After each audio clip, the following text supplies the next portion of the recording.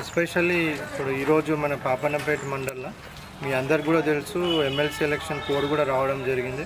So ఇంకా ఎవరైనా applications ఏమైనా పెండింగ్ ఉన్నట్టయితే సో ఎంఆర్ఓ గారితో కూడా వాళ్ళ ఆఫీస్లో రివ్యూ చేసుకోవడం జరిగింది.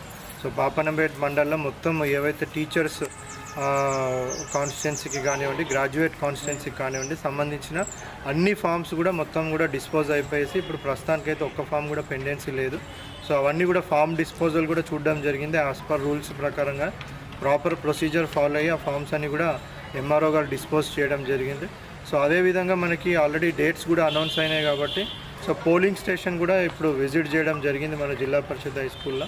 సో 2 రూమ్స్ ఇక్కడ కేటాయించడం జరిగింది. టీచర్స్కి ఒక రూము, మళ్ళీ అదేవిధంగా గ్రాడ్యుయేట్స్కి ఒక రూమ్. ఆ రూమ్స్ కూడా అన్ని ఏఎంఎఫ్ బిఎంఎఫ్ అంటారు. సో అన్ని మినిమం ఫెసిలిటీస్ అన్నీ కూడా ఇక్కడ అవైలబుల్ ఉన్నాయి. అడిక్వేట్గా ఉంది ఇది. సో అది కూడా చూడడం జరిగింది. దాంట్లో భాగంగానే మళ్ళీ ఇక్కడ ఎటు వచ్చినాం కాబట్టి మనకి 10th క్లాస్కి స్పెషల్ క్లాసెస్ కూడా నడుస్తూ ఉన్నాయి కాబట్టి అవి ఎట్లా జరుగుతున్నాయని కూడా చూడడం జరిగింది ప్రిన్సిపల్ గారితో.